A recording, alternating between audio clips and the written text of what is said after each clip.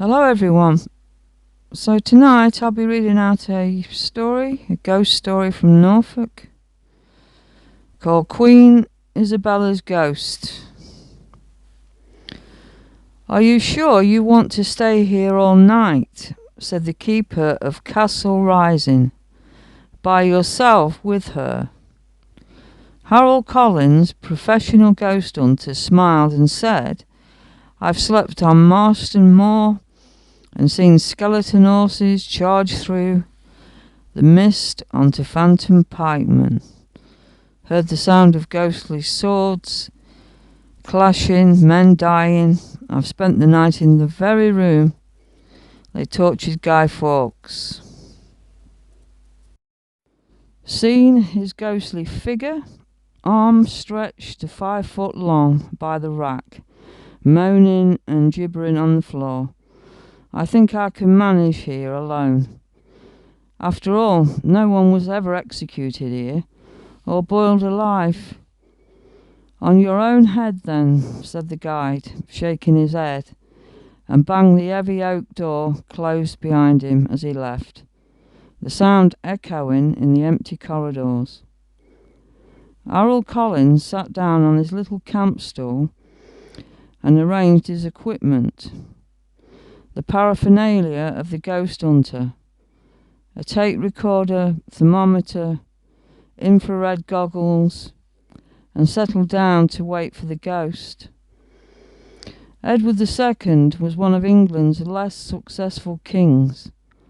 His father, Edward I, was called the Hammer of the Scots because of his enthusiasm for invading and murdering the citizens of Scotland. Edward II was not nearly so keen on this sport and preferred to spend his time with his witty friend Piers Gaveston, feasting and drinking. Edward's wife and the powerful barons were not very pleased with this sort of behaviour, for they felt it was the duty of a good king to kill foreigners in large numbers. Plots were laid to kill the Gaveston and so bring the king back to his senses.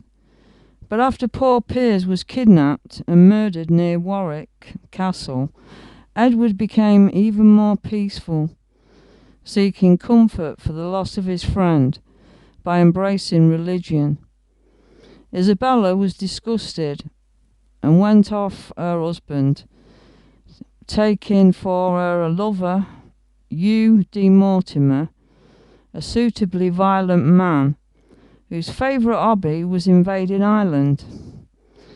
Isabella had a son also called Edward, and felt that unless her husband was deposed, her son would not grow up to be suitably vicious and cruel. So she encouraged her love, Hugh de Mortimer, to plot against her husband and topple him from the throne. Hugh was delighted with this idea, for he thought that he would then be able to manipulate Isabella and her son and so rule the kingdom. With his friend dead and his wife turned against him, Edward II had little fight left in him and signed away his right to be king when a group of barons kidnapped him. His only wish, he said, was to become a monk and dedicate his life to helping the poor. But he was locked up in Berkeley Castle, and his keepers, on instruction from Hugh de Mortimer, murdered him with a red-hot poker. Now was a happy time for Isabella and Mortimer. She was happy, for her son was crowned Edward III, and under the care of Mortimer was learning all the skills needed by a king: lying, hypocrisy, violence.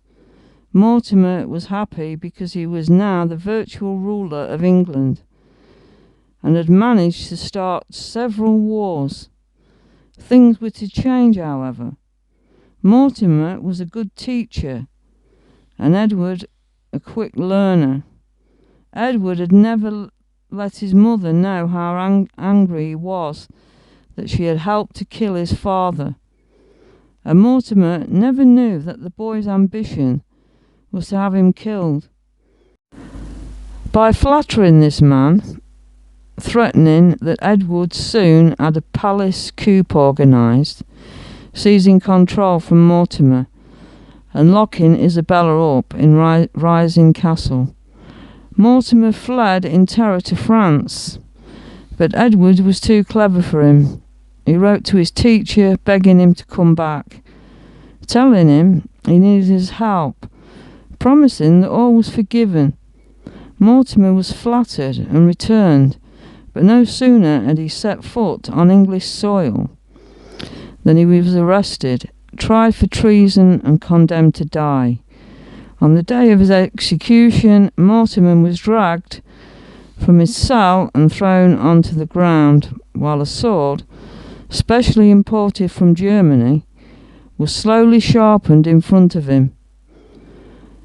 But once it was razor sharp, no one could be found to behead him, for in those days it was held to be bad luck for commoners to spill the blood of a nobleman,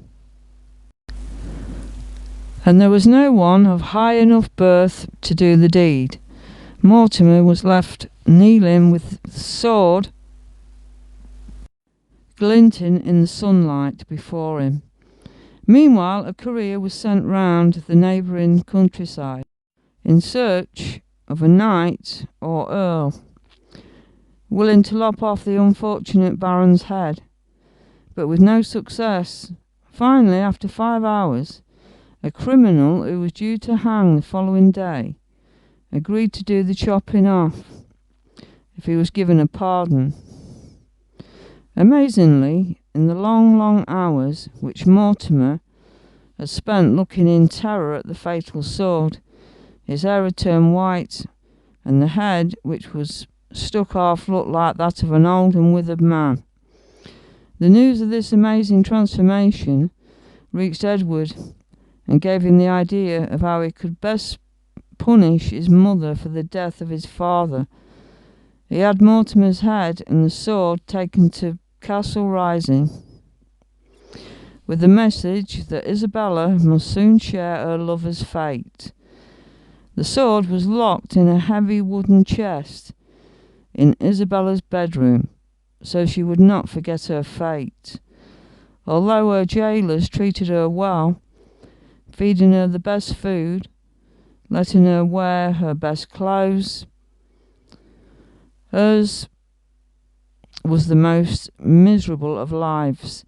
Each time her door opened, she thought she was about to die, although it might only be a servant bringing her a glass of wine. Whenever her horseman came to the castle, she shook with fear, thinking the king had sent her death warrant. And every Sunday the blacksmith came to sharpen the sword, and the sound of his grinding wheel could be heard all over the castle. Soon Isabella could not sleep. Her eyes shrunk into her head with fear and fatigue, moaning in terror whenever she heard a noise. She began to imagine the shadows in her room to be the executioner come to kill her. The sound of birds singing, a crowd gathering to watch her death. Her hair fell out. Her head shrank down beneath her shoulders, as if trying to hide her vulnerable neck. Her clothes fell to rags, but she would have no new ones, thinking the tailor was measuring her for a coffin. After 5 dreadful years, Edward sent word that he would not kill his mother, but by then it made no difference to her. She was quite mad, pacing the castle, screaming, banging her head against the walls, blocking her ears against the sound of the men she thought had come to kill her. Queen Isabella lived another 15 years in her torment, withered, bald, hobbling barefoot about the castle, howling and screaming, and afterwards her ghost paced the castle in her place. her screams echoing throughout the night. This was the ghost which Harold Collins was waiting for, with his tape recorder and infrared goggles. And she visited him too. The following morning, the castle keeper returned to find Harry in the same spot. He was shaking, and in the night his hair had turned snow white. "Did you see her?" asked the keeper. The ghost hunter slowly turned her head to look at the keeper with haunted eyes. He opened his mouth and began to scream and scream and scream. Since that day, the doors of Rising Castle had been kept firmly locked at night. Harold Collins lived out his days in an asylum, still screaming. Right, okay, everyone. That's just a ghost story from Norfolk. I just thought I'd do this, and of course, I haven't really got anywhere yet as far as a car, but I will update you with all that sort of thing. And in the meantime, I can only really do this sort of thing, so I don't know how the story will go, because you never know with these stories, to be honest. But that's it for tonight anyway. So take care, everyone, and thanks for watching, thanks for subscribing, and I'll be on again as soon as possible. Right, take care, everyone. Thank you. Good night.